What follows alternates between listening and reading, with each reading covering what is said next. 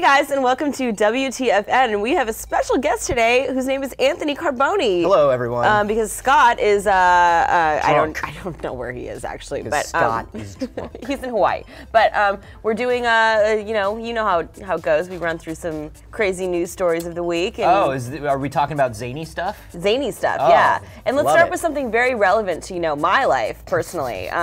This is a no-wash shirt that supposedly doesn't stink after 100 days. It was started by a New York City startup called Wool Prince, and they say that you can wear this shirt for 100 days in a row. It's made out of Australian sheep wool. I'll take that challenge. Yeah, I bet I can stink up that shirt real good. I know. I mean, it's not the issue. I mean, for me personally, I spill things on myself constantly, so I don't know. Well, not only that. It's not the smell, it's so much as it is the stains. Yeah, and more than the stains, there's that feeling of a dirty shirt, right? Yeah. Like when you're like, I'm going to push this just one more day.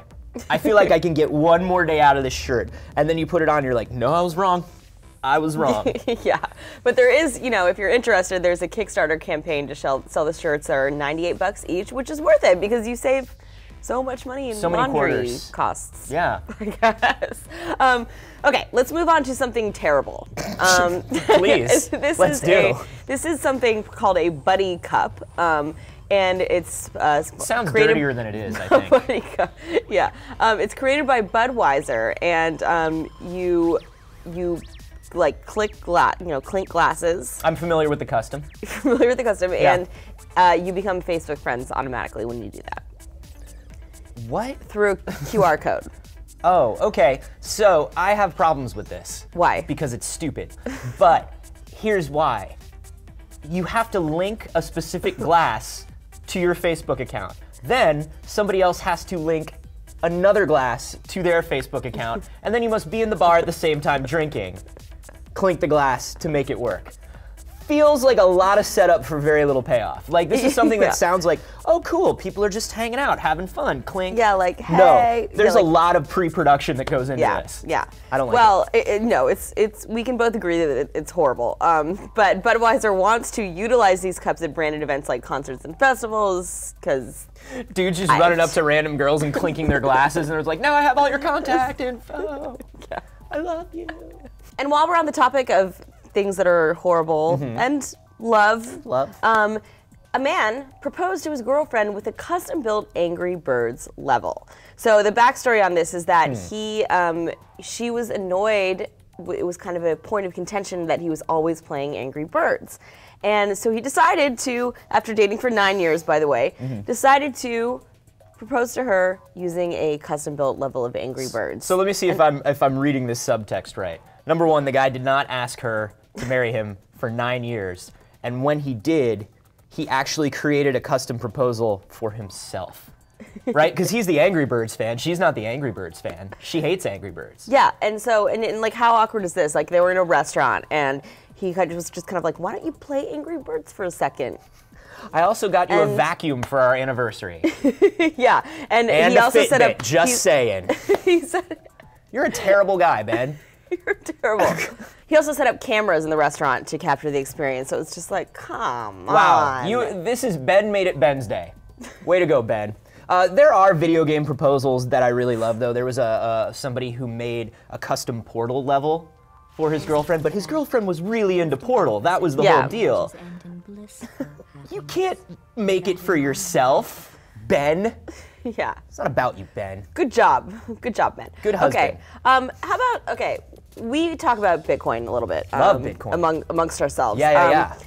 Somebody actually turned, this is an employee of some kind of gaming company, and he surreptitiously turned everybody that worked there into into Bitcoin miners. This is a brilliant idea. Yeah.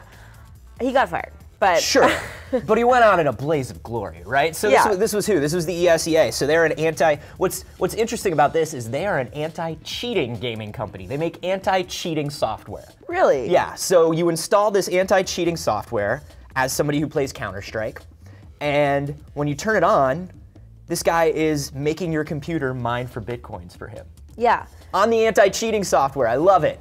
I mean, who is better qualified than him to do such a thing. Yeah. You know. So did he make a lot of money? He made around 30 bitcoins. So that's right now probably about I do not understand how bitcoins work.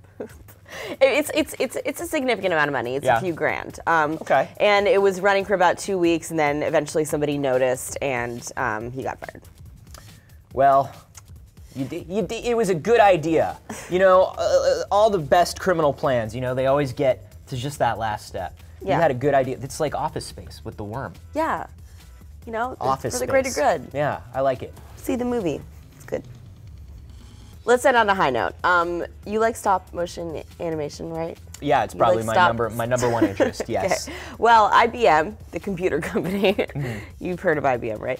They're my number one computer company. They made a stop motion movie animated using individual atoms. What? And they're calling it the world's smallest movie, which that's pretty adorable. What's smaller than it's cute, yeah. But what you're seeing is made up of individual atoms magnified over 100 million times, and it's called a Boyd's atom, and it's 242 frames. That's nuts. And if I understand correctly, what they're doing here is they're showing this off. They're showing off the amount of small, like granular control they have over individual atoms because they just released something.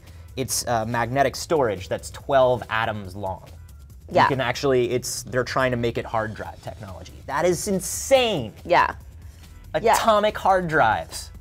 I love it. I love it, yeah. Like, contemplate that for a second. Like, it's just, watch it and contemplate. Yeah, take another hit and contemplate that. Really think about the world.